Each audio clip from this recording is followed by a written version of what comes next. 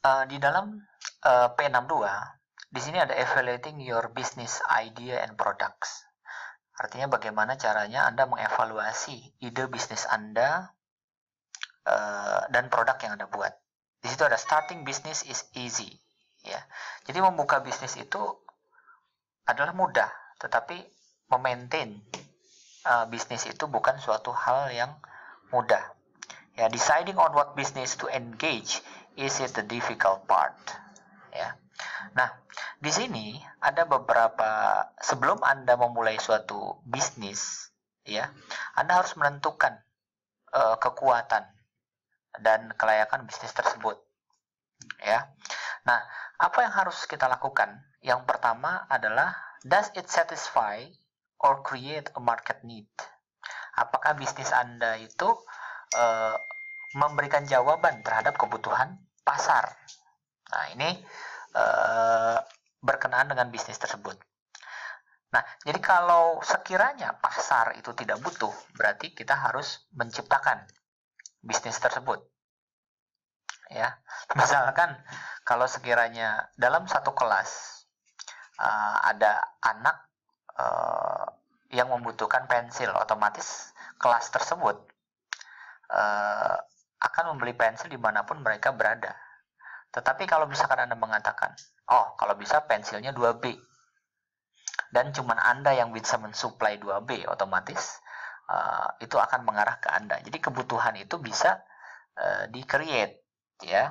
Di sini introducing a new product without first testing the market is like jumping off a cliff, ya. Nah, berarti Anda harus mengetes pasar dulu pada saat produk Anda itu akan Anda keluarkan. Kira-kira apakah pasar itu merespon dengan baik atau tidak, gitu. Nah, pada kenyataannya many business fail because there is no adequate market for their products or services. Ya, ada bisnis yang gagal itu karena pada prinsipnya masyarakat atau pasar itu tidak memberikan respon positif terhadap produk yang Anda jual. Misalkan harga produk terlalu tinggi, ya. Nah, sebelum resiko ini Anda dapatkan, jadi before you risk your resources on the new venture, it is necessary to get an objective picture of your prospective market. Jadi penting bagi Anda untuk mengetahui apa yang diinginkan oleh pasar. Ya, jangan Anda punya produk langsung dilemparkan ke pasar, tetapi Anda harus tahu apa yang diinginkan masyarakat tersebut. Jadi perlu adanya survei pasar. Ya. Nah, misalkan di Hong Kong itu ada sekitar 6 juta restoran kalau nggak salah. Ya, restoran itu ada di mana-mana. Tetapi kita perlu tahu apa yang disukai oleh masyarakat Hong Kong. Ya, apa yang perlu disukai. Setiap orang bisa buat restoran, tetapi untuk membuat restoran yang disukai oleh masyarakat itu tidak mudah. Sehingga Anda harus melakukan survei pasar. Ya. Saya dulu pernah mengatakan jangan sampai Anda buka cafe cake, ya, di tempat atau di kawasan kabupaten yang masyarakatnya itu tidak suka terhadap kue tersebut, gitu. Kan orang punya karakteristik tersendiri, seperti yang dilakukan oleh KFC. KFC itu rasa KFC yang ada di Jakarta dengan yang di Malaysia dan bahkan dengan yang di Hong Kong itu mungkin berbeda, disesuaikan dengan lidah orang yang berada di tempat tersebut. Jadi Anda harus melakukan survei pasar, apa yang diinginkan pasar, itu Anda harus lihat. Lalu apa yang harus Anda lakukan? Yang harus Anda lakukan adalah untuk mencari informasi sebanyak-banyaknya terhadap target pasar Anda. Misalkan Anda ingin dagang pembalut wanita, berarti di Hong Kong ini ada berapa wanita pertama, ada berapa jumlah wanita yang menggunakan itu. Kemudian ada berapa produk yang sudah ada di Hong Kong. Dan kemudian kira-kira apa yang mereka suka. Nah, itu berkenaan dengan informasi. Jadi informasi kalau bisa sebanyak-banyaknya terhadap target pasar yang akan Anda lakukan. Kemudian yang kedua, will the product maintain market appeal? Ya.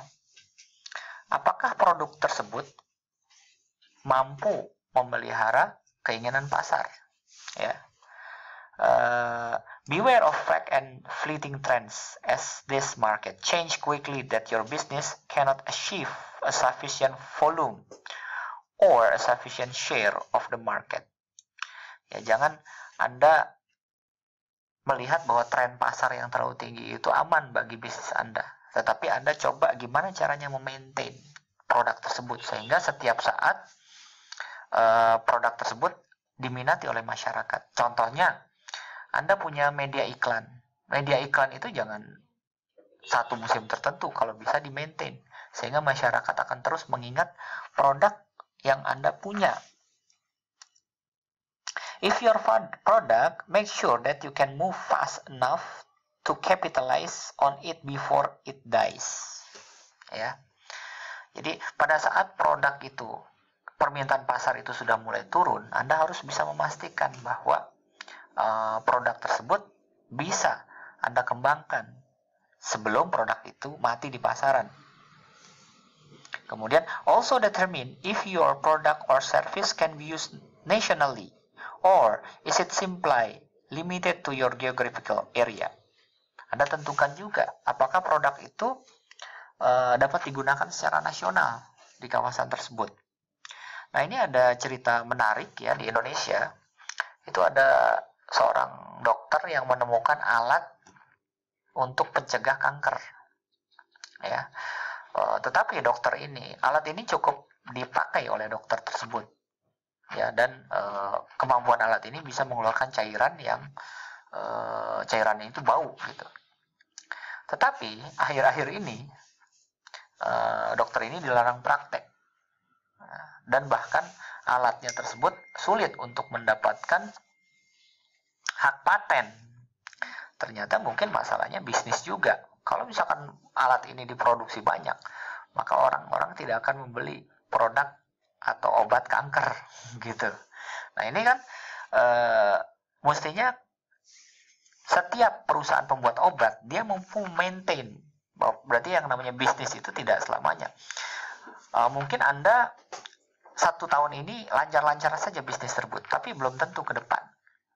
Ya. Oleh sebab itu setiap periode Anda harus punya ide untuk memunculkan sehingga bisa memaintain market. How unique is your product? Apakah produk Anda unik? Ya. The goal is to able differentiate your product from your competitor. Dalam suatu kawasan di mana ada banyak pesaing, ya, katakanlah ada 10 toko menjual komputer semua, otomatis Anda harus memiliki diferensiasi. Apa yang membuat produk Anda berbeda dengan yang lain? Produk berbeda bisa dari sisi harganya murah, bisa dari sisi tampilan, bisa dari sisi manfaat.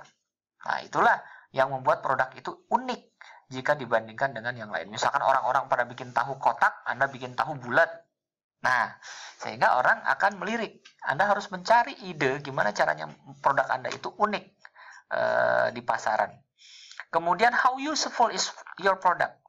Nah, kadang-kadang ide baru itu tidak didasari bahwa produk itu bermanfaat. Oleh sebab itu, manfaat itu penting. Seperti yang dilakukan oleh Attack. Bukan cuma membersihkan baju, tetapi di tahun berikutnya dia bisa melindungi dari kuman. Di tahun berikutnya dia bisa mempertahankan warna. Di tahun berikutnya dia bisa mengembalikan kecerahan warna. Itu useful. Ya. Kemudian how much competition exists? Lihat. Ya. Seberapa banyak pesaing Anda. Lihat situasi pesaing. Ya. Your product will always have its competition. Karena produk itu selalu punya kompetisi. Determine the kind of competition you will have locally, regionally, and nationally. Anda harus bisa menentukan siapa kompetitor Anda. Apakah lokal, apakah secara regional, atau secara nasional. Ya. Sehingga Anda bisa memaintain bagaimana caranya melakukan perbaikan terhadap produk sehingga unggul di pasaran. Have you priced your product competitively? Apakah kamu telah memberikan harga yang kompetitif terhadap produk Anda? Jangan tentukan harga produk terlalu tinggi sehingga orang nggak akan. Jangan pula terlalu rendah sehingga tidak menutup biaya produksi Anda. Apakah Anda sudah menentukan harganya? Kan ada beberapa strategi penentuan harga. Ya, seperti kalau misalkan produk itu produk telepon, bukan telepon ya, kartu. Itu biasanya diawali dengan murah dulu. Lama-lama dinaikin pelan-pelan gitu. Nah, itu how price. What is the level of difficulty in the creation implementation of product? Kira-kira kesulitannya apa dalam menentukan atau mengimplementasikan produk tersebut? You need to consider an economic factor in the execution of the product. Harus Anda lihat. Contohnya, kalau Anda bikin produk, apakah bahan bakunya mudah didapat? Kalau bahan bakunya susah didapat, otomatis harganya akan mahal. Kalau harganya mahal, otomatis ngejualnya juga tidak kompetitif, gitu. Nah, itu kesulitannya di mana? Berarti industri Anda harus didekatkan kepada lokasi pengambilan bahan baku. Misalkan pabrik ban harus dekat dengan pertanian karet, ya. What are the growth possibility? Apakah kemungkinan produk Anda akan memiliki pertumbuhan? Stand to succeed in the demand for your product, service can be accepted to grow with a change in the economy. Karena ekonomi itu, perekonomian suatu negara itu akan berubah. Apa yang menyebabkan, apakah mungkin produk Anda akan berkembang? Contoh, kalau Anda ingin mengembangkan taman kanak-kanak atau membuka usaha taman kanak-kanak, Anda harus lihat di sebuah komplek yang baru, yang memungkinkan di mana masyarakat yang tinggal di situ memiliki anak kecil, gitu. Can I get back-end sales? Back-end sales are all product or services you sell, resell, customer or client after they have made their initial purchasing transaction with you. Ya, di samping Anda menjual produk tersebut, apakah Anda punya back-end? Misalkan Anda dagang mobil, ada dagang spare part-nya juga, ada dagang aksesorisnya juga, itu namanya back-end. Seperti iPhone. Dia bukan cuma jual iPhone-nya, tetapi dia jual iPod-nya, dia jual kabelnya, dia jual segala macam, itu back-end-nya. Is the product safe? Nah, ini penting. Karena kalau produk itu tidak safe, sekali saja melukai konsumen, maka otomatis market Anda hancur. Ya, sekali aja orang keracunan gara-gara minum kopi di tempat itu, udah nggak ada yang mau datang lagi ke tempat itu. Nah, itu is product safe. Can my product be promoted with strong advertising copy? Apakah produk Anda dapat dipromosikan dengan menggunakan advertising copy? Ingat, advertising strategi ini penting. Ya. Anda harus punya tim yang kuat. Ya, emotion sales, bagaimana caranya? Anda menjual dengan emosi, dengan bisa mengambil hati si konsumen, ya. People are often motivated. Jadi bagaimana caranya memotivasi orang untuk membeli produk Anda? Makanya copywriting di sini penting. Strategi bagaimana menuliskan, tagline bagaimana. Teh botol sosro, apapun makanannya, minumannya teh botol sosro. Gitu kan? Ya terserah deh kamu mau makan apa, pokoknya minumnya teh botol sosro. Will you be left with an inventory? Apakah kamu akan memiliki persediaan yang banyak? Ingat, semakin banyak inventory akan semakin banyak cost. Ya, semakin banyak stok. Make sure that even you buy the product, if you have inventory, consider getting homeowner of renter insurance policy. Ya, pada saat Anda harus punya stok, Anda harus memastikan bahwa ada garansi di sana. Ya, ada insurance to protect your business against a possible disaster. Ya, kalau negara kita kan kadang-kadang ada bencana alam, ada kerusuhan, gitu kan. Nah, untuk melindungi dari hal itu, Anda pastikan harus memiliki asuransi. Nah, inilah 12 hal yang harus Anda penuhi di dalam mengevaluasi your business idea and product. Dalam melakukan evaluasi terhadap ide bisnis dan produk yang Anda akan jual di pasar.